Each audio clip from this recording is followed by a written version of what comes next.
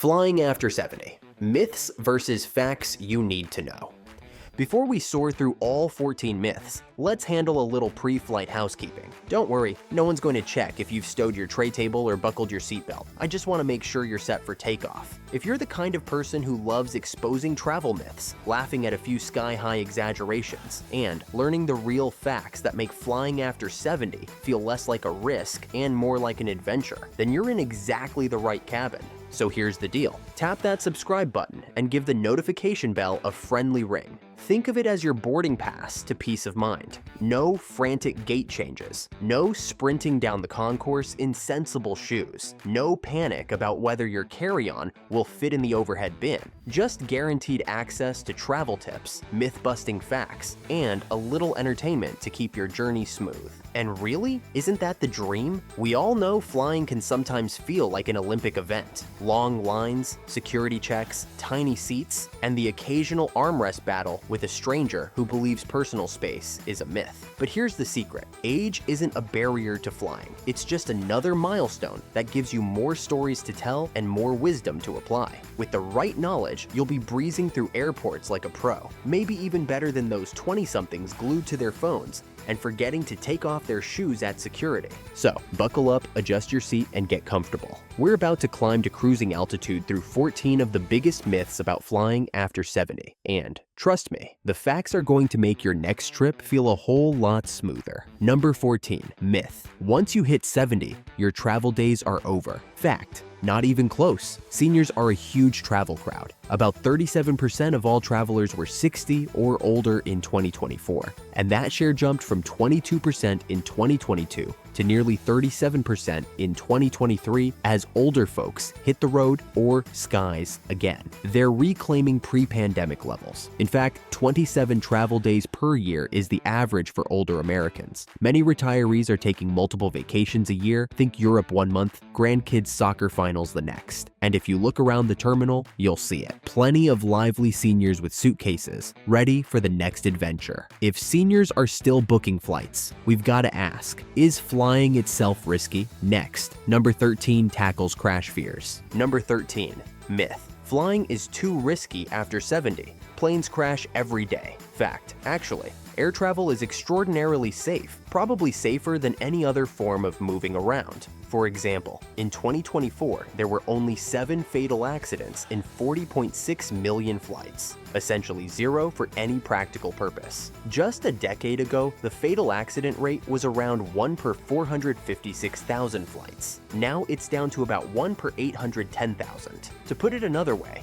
your odds of a fatal plane crash are about 1 in 11 million per year versus roughly 1 in 5,000 by car. Ever wonder why the news always covers that one crash? It's because it's so rare. Almost every day, thousands of flights take off and land safely worldwide. Airlines report that almost every flight takes off and lands without a hitch. Your greatest risk at 70 is probably more like forgetting where you parked your car. Number 12, myth. The cabin air pressure will squeeze the life out of us. Fact. Not even close. Despite what movies sometimes show, where characters look like balloons about to pop, the reality is far less dramatic. Planes pressurize the cabin to roughly 8,000 feet above sea level, which is about the same altitude as Denver, Colorado, or many ski resorts in the Rockies. If you've ever spent a weekend in the mountains, congratulations, you've already experienced what your body feels like during a flight. So, what actually happens at that altitude? Your blood oxygen level dips just a few percent. That sounds scary until you realize it's still much milder than what happens when you go scuba diving, jog on a treadmill, or even take a brisk walk uphill. For most healthy people, the effects are limited to feeling a little short of breath, slightly fatigued, or maybe developing a mild headache if you're sensitive. Airlines continuously pump fresh, filtered air into the cabin,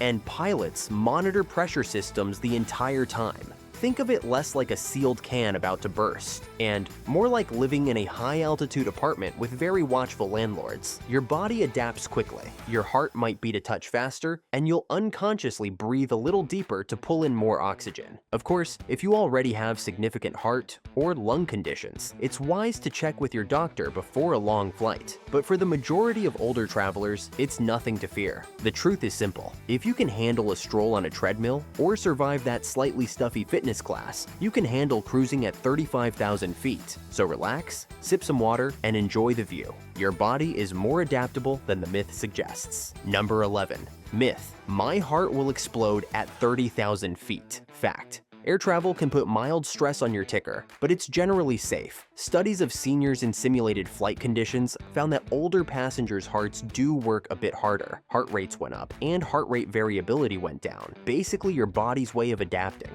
In practice, it's like jogging to catch a bus, a quick workout for your heart. Even in their 80s, many seasoned travelers say they feel fine. Just tighter lace shoes because of swelling. Walking up and down plane stairs is a bigger workout than the flight itself. As always, stay hydrated, breathe deeply, and don't overdo caffeine or salt. Both raise heart rate. In flight, stand up and stretch when you can. If you have heart disease, continuing your normal medications and letting crew know your condition is usually enough. Number 10. Myth: everybody on a long flight will get a deadly leg clot. Fact: deep vein thrombosis, DVT, is real, but still extremely rare among flyers. Even healthy people can get mildly stiff after 4+ hours, but the very few reported cases are usually in people with major risk factors. The key is simple: keep moving, stretch your calves, stand up to walk the aisle, and do ankle pumps. Airlines even offer diagrams in seat back pockets showing you how to exercise in your seat. If you stay hydrated and stretch every hour, you're doing what doctors recommend.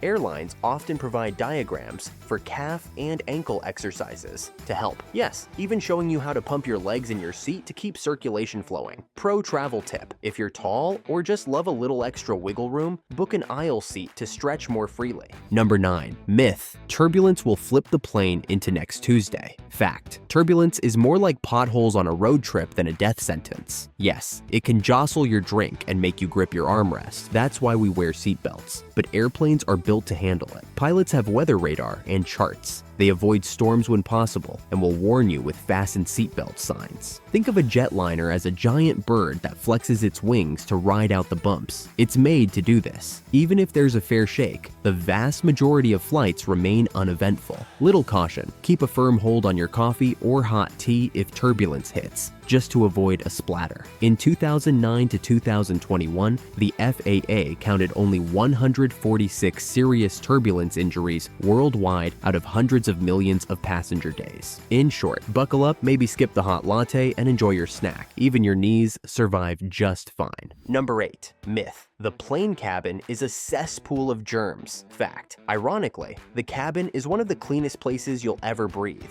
Modern jets circulate air about 20 to 30 times per hour, mixing 50% fresh outside air with 50% HEPA-filtered air.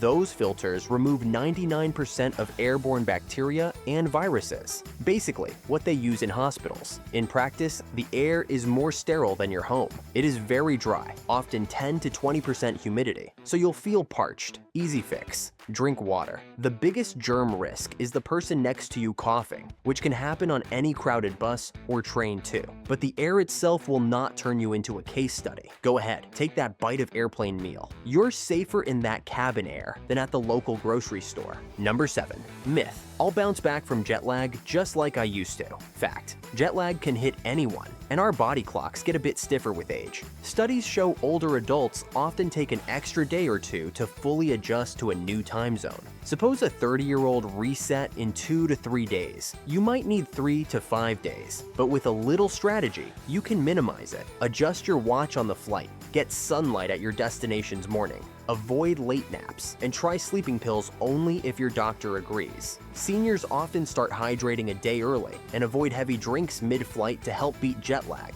It's smart prep, not magic. A popular trick: delay coffee until your body's normal wake time, then take a short nap. A caffeine nap hack many frequent flyers swear by. Hey, quick pit stop before we get to number 6. If you're enjoying this myth-busting ride, hit that like button. It helps this channel reach more travelers just like you. And if you haven't yet, subscribe so you don't miss the next countdown. Number 6. Myth: when you're 70, you stop traveling. Fact: absolutely not. Seniors are still out there exploring, big time. Before COVID hit, travelers 60 plus made up 46.3% of all tourists. Now they're nearly back to that, 36.9% in 2023. These folks didn't just stay home. Retirement communities even run travel clubs and group tours for their members. Because it's so popular, they pack buses and cruise ships alike. Surveys say 68% of Americans over 60 plan a trip in 2025, and average spending per senior traveler is around $6,800 this year. Yes, decades of savings go into travel, and they believe in it. 95% say travel is good for mental health, and 85% say it's good for physical health. So no, travel isn't just for the young. It's vital for the young at heart, too. Number 5. Myth. TSA will treat seniors like they're hiding contraband. Fact. Thankfully, this one doesn't hold up. Security agents are not waiting to pounce on every gray-haired traveler with a magnifying glass and suspicion. In fact, the Transportation Security Administration has special procedures designed to make flying easier for older adults. If you're 75 or older, you qualify for expedited screening through a program called TSA Cares. That means shorter lines, less hassle, and the option to request extra assistance before you even get to the checkpoint. You or your travel companion can call ahead, or simply let an officer know at the airport. What does that look like in practice? If standing in the full-body scanner is hard on your knees or back, you can request a pat down in a chair instead. If you need a wheelchair, an escort can be arranged to help you through the line and even to your gate. Shoes and belts still need to come off. Laptops may still need to come out, but the process is slower paced and agents are trained to be patient. It's not just the US either. Many airports around the world have introduced senior-friendly lanes, priority assistance counters, and wheelchair services that make getting through security less stressful. A simple rule of thumb: arrive a bit early, let staff know what you need, and you'll often find they'll guide you through with a smile. So no, the TSA isn't out to confiscate your knitting needles or treat you like a smuggler.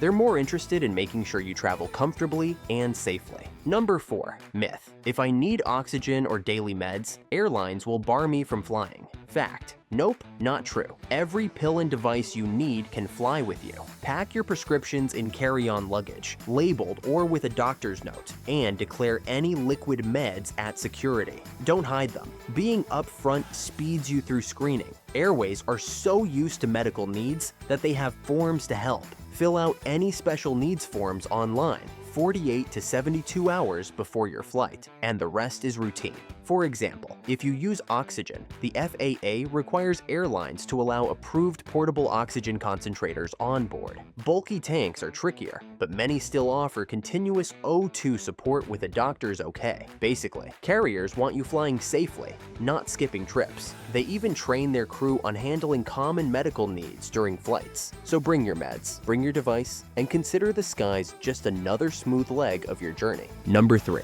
Myth. One glass of wine on a flight can't hurt. Fact. Actually, that drink will hit you a bit harder up here. High altitude means lower blood oxygen and dry air. Alcohol dehydrates more in the air and makes your heart race more than on the ground. In a study simulating flight, one nightcap raised people's heart rates by approximately 15 beats per minute and lowered their blood oxygen by a few percentage points. That's like climbing a hill after a drink. So, rule of thumb, if you wouldn't chug it on the ground, don't do it on the plane. A single glass with dinner is typically fine. It can help you sleep, but going on a bender will leave you dehydrated, groggy, and possibly dizzy when you land. Pro tip: alternate each alcoholic drink with a big glass of water. In short, savor one toast. Skip the red-eye tequila shots. Number 2. Myth. Airlines charge seniors more. No discounts allowed. Fact. Quite the opposite. Many airlines roll out discounts and perks for older travelers. Major carriers have special senior fares. For instance, United's Senior 65 Plus option can save you 5 to 25% off the base ticket price on eligible flights. American and Delta also offer reduced rates on some routes, and British Airways partners with AARP for discounts. Every little bit helps. Even a 10% discount adds up on long trips. Pro tip, always ask. Sometimes discounts aren't obvious on a website, but a quick phone call or check-in line inquiry can score you a better deal. Also, consider joining travel clubs. RRP and AA members often get exclusive travel deals and tips that stack on top of airline offers. Use those senior cards and mileage accounts. They exist for a reason. Number 1. Myth. At 70, it's safer to drive than fly. Planes will be our doom. Fact. Actually, data strongly favors flying. As we've seen, flying accidents are exceedingly rare. The annual chance of a fatal plane crash is about 1 in 11 million versus about 1 in 5,000 for car travel. So you're thousands of times more likely to have a traffic fatality than a plane crash. In practice, that makes the airplane the safest seat in the house. Up in the cockpit, you have multiple trained pilots, autopilots, and rigorous maintenance keeping the plane airworthy. You can actually nap in your seat with a belt on and trust, because you must, that they've checked everything for you. By contrast, on the road, you are responsible for staying alert, watching for deer, drunk drivers, and road debris. Put on the seatbelt and think of the plane as a safety capsule doing all the work. Planes even have redundant engines. If one fails, others keep you aloft until a safe landing. Ultimately, people often miss seeing family because they're afraid to fly. That risk is backwards. With seatbelts click, a flight is one of the best ways to stay alive and see the world. And that's our countdown of flying myths versus facts for anyone 70 and over. Remember, age alone doesn't ground you. Preparation does. If these high-altitude truths have you breathing easier, give us a thumbs up and hit subscribe. Share this video with a friend who needs to see it. Share your thoughts and tips in the comments below. Thanks for flying through these facts with us. Safe travels and happy adventures. See you in the next destination.